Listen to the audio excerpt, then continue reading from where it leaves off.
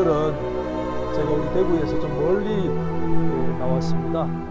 경상북도 의성군 춘산면 의성중리교회 현장에 나왔습니다.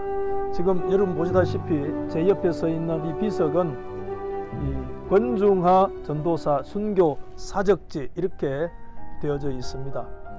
우리가 순교자 그러면 저와 여러분 속에 머릿속에 제일 먼저 떠오르는 사람이 고 주기철 목사님 또는 뭐 손양은 목사님 이제 이런 분들이 떠오르잖아요. 워낙 또 유명하신 그런 분이고 우리에게 순교적인 그런 신앙을 물려주신 그런 분이기 때문에 그런 줄 압니다.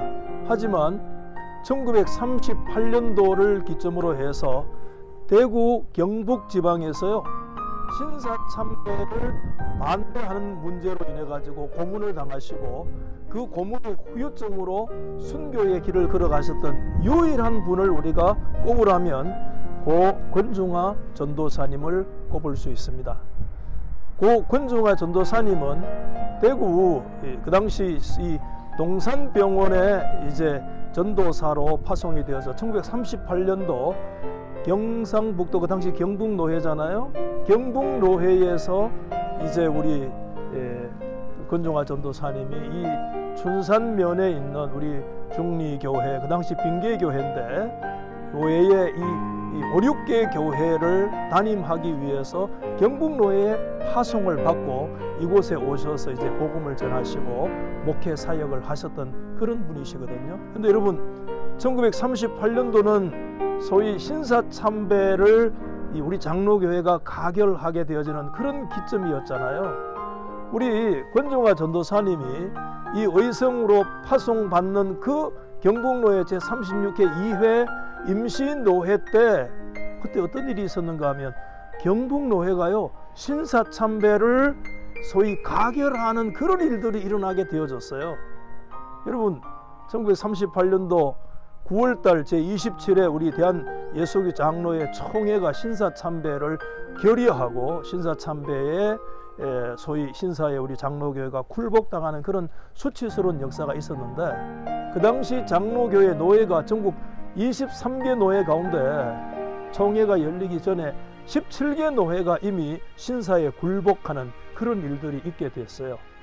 참 가슴 아픈 것은 우리 권중하 전도사님이 이 의성지방에 파송되는 그 당시 노회 그 노회가 신사참배를 경북노회가 결의하는 자기 소속된 노회가 신사참배를 결의하는 그 가슴 아픈 모습을 보고 우리 전도사님은 이 의성지방에 이곳에 오셔서 목회 활동을 하고 복음을 전하시는 이제 그런 일들이 일어나게 되었는데 우리 전도사님은 그런 가운데서도 끝까지 신사참배를 반대하고 그것으로 인해 가지고요 의성경찰서에 소위 체포되어 가지고 수감되는 그런 일들을 겪게 되어집니다. 여러분 그 당시 이 경상북도 지방의 이 의성경찰서는요 굉장히 그 일제의 그 소위 앞잡이 노릇하는 배 뭐 어떤 그런 형사 아주 악독한 소위 고문 기술자와 같은 그런 분들이 재직하고 있는 그런 곳이거든요. 그곳에서 신사참배를 반대한다는 그런 이유 때문에 우리 권중하 전도사님이요 가장 그런 이 고문을 당하셨던 그런 일들을 겪게 되어져요. 그때요 그 유명한 고 주기철 목사님이요 평양 산정현 교회에서 어디까지 끌려오셨느냐 하면 이 경상북도 의성경찰서까지 끌려오셔가지고 그때 주기철 목사님이 의성경찰서에 수감되어 있을 때 우리 고 권중하 전도사님이 거의 같은 시기에 의성경찰서에서 수감당하면서 큰 고문을 당하시는 그런 일들을 겪게 되어져요. 그래서 제가 오늘 뭐 짧은 시간에 우리 전도사님이 당하셨던 그런 내용들을 다 말씀을 드리지를 못하지만은 우리 주기철 목사님의 그 순교 기록을 보면 그 주기철 목사님의 아들이 기록했던 그런 자료에 보면 우리 주 목사님이 의성경찰서에서 당하셨던 그런 고문은 뭐 비행기 태우기, 거꾸로 매달고 코에다가 고춧가루 물 뭐 붓기 우리가 잘 아시는 그런 일제의 그 유명한 그런 고문들이 있잖아요. 그런 것들이 다 가해지는 거예요. 그래서 정말 서서 나오지 못하고 죽기 직전에 기어서 나올 정도로 그렇게 산송장이 되어서 나오셔가지고 그 고문 후유증을 끝끝내 이기지를 못하시고 하나님 앞에 부름을 받으셔서 목사도 되기 전에 정말 이 전도사의 신분으로 주변의 사람들이 다 회절당하고 신사 앞에 무릎을 꿇는 그런 시기에도 우리 고 권종화 전도사님이 꿋꿋하게 끝까지 그 신앙의 절개를 지키면서 순교의 길을 걸어가셔서 대구 경북 지방의 유일한 신사참배 반대 순교자로서의 그 순교 신앙을 우리 가운데 남겨두셨던 정말 그런 분이시거든요. 여러분 그동안 이 이름을 잘 모르시고 계셨잖아요. 이런 기회를 통해서 우리가 이 권종화 전도사님 그런 믿음의 정신들을 우리가 다시 한번 새기는 그런 역사가 있으면 좋겠고, 오늘 제가 이곳에 와 있는 이 현장이 우리 권종화 전도사님이 사역하셨던 이 곳이거든요. 제가 이 보이는 이 건물도 그 당시 우리 전도사님이 섬기셨던 그 옛 예배당을 지금 이 중미교회에서 온 정성을 다해가지고 지금 이렇게 잘 복원을 해가지고 사적지로 지정되어지는 이런 일들이 있게 되는 이 현장에서 우리가 생각해 보니까 참 가슴도 아프고 그런 마음들이 제 마음속에도 있습니다. 그래서 우리 총회에서 우리 권종화 전도사님을요 순교자로 등재를 하고, 여기에 우리 기록된 대로 우리 기독교 이 순교 사적지로 작년 3월 달에 우리 총회 지정으로 순교자로 등재도 될 뿐만 아니라 순교 사적지로도 지정되어지는 그런 일들이 있어서 지금도 많은 분들이 이곳에 찾아오시고, 그래서 순교 신앙이 계속 전수되어지는 그런 현장에 우리가 지금 서 있습니다. 오늘 이 자리에 이 교회를 섬기시는 우리 고관규 목사님 참 애를 많이 쓰셨는데, 우리 고 목사님을 통해서 또 우리 고 순교자 권종화 전도사님에 대한 어떤 그런 신앙 정신을 한번 다시 한번 새기는 그런 시간이 되어졌으면 좋겠습니다. 이렇게 좋은 교회, 훌륭한 교회에서 이곳까지 찾아와 주셔서 참 감사합니다. 우리 권중화 전도사님께서 신사참배를 끝까지 거부하시는 것을 걱정하면서 보는 사람들이, 전도사님, 교회와 가정의 이 고통과 어려움을 보면서도 이렇게 끝까지 걸어가야 되십니까? 그런 말씀을 들을 때 얼마나 그 마음에 가슴이 아팠을까요? 마지막에 우리 전도사님이 의성경찰서에서 나올 때는 그 건장한 체격과 체격이 너무 말라서 바짝 뼈만 있고 온 몸은 피투성이가 되어서 그 모습을 보는 많은 사람들이 통곡을 하며 울었답니다. 교회를 위해서, 그리고 가족을 위해서 눈 한번 콕 감고 나중에 주님을 위해서 더 많은 일을 하면 되지 않겠느냐고 하신 그 말씀을 들으면서 얼마나 마음의 고통과 아픔이 컸을까요? 그러면서도 끝까지 순교자의 길을 걸으셨던 우리 권중화 전도사님이 진리가 무엇이고 참이 무엇인지 우리에게 신앙의 유산으로 남겨주셨습니다.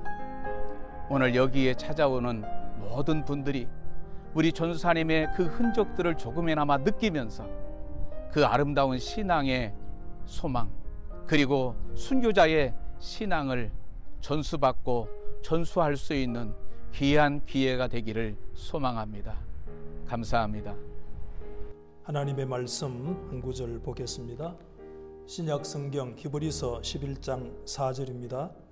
믿음으로 아벨은 가인보다 더 나은 제사를 하나님께 드림으로 의로운 자라 하시는 증거를 얻었으니 하나님이 그 예물에 대하여 정언하심이라. 그가 죽었으나 그 믿음으로써 지금도 말하느니라.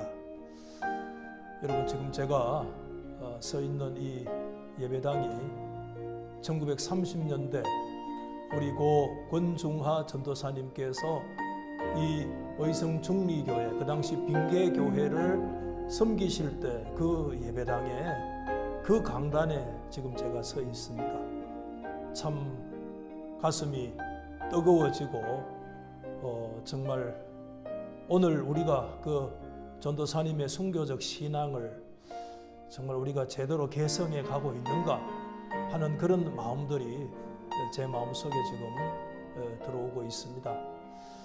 저는 우리 고 권중화 전도사님의 순교자 등재 예배 때 제가 부족하지만 총회의 명령을 받고 잠시 말씀을 드렸던 적이 있어요. 그때 제가 이 히브리서 11장 4절 말씀을 본문으로 한 적이 있습니다. 아벨은 히브리서 기자가 뭐라고 얘기하느냐 하면 그는 죽었으나 믿음으로써 지금도 말하고 있는 사람이다. 저는 순교자가 바로 그런 분들이라고 늘 생각하고 있어요. 그분들은 이 세상에서 정말 짧은 인생을 살았고 세상의 명예나 세상의 모든 면에서 정말 드러낼 것이 없는 어쩌면 불행한 듯한 그런 삶을 살았는지도 모르지만 믿음의 차원에서 바라보면 그분들은 지금도 우리를 향해서 말하고 있는 이게 순교자의 정신이고 순교신앙이라 그렇게 생각이 되어져요. 가인은 몇 년 살았는지 잘 모르지만은 아담이 한 930세 정도를 살았으니까 거기에 버금갈 정도의 긴 세월을 살지 않았을까 그런 생각이 들어요. 거기에 비해서 아벨은 정말 짧은 인생을 살았을 거라 생각이 되어지지만 900년 넘는 긴 생애를 살아도 가인이 우리 가운데 주는 그런 교훈은 없어요. 짧은 생애를 살아도 믿음을 가지고 살았던 삶은 그가 죽었지만 여전히 우리 가운데 말하고 있는 그 신앙을 가지게 되어져요.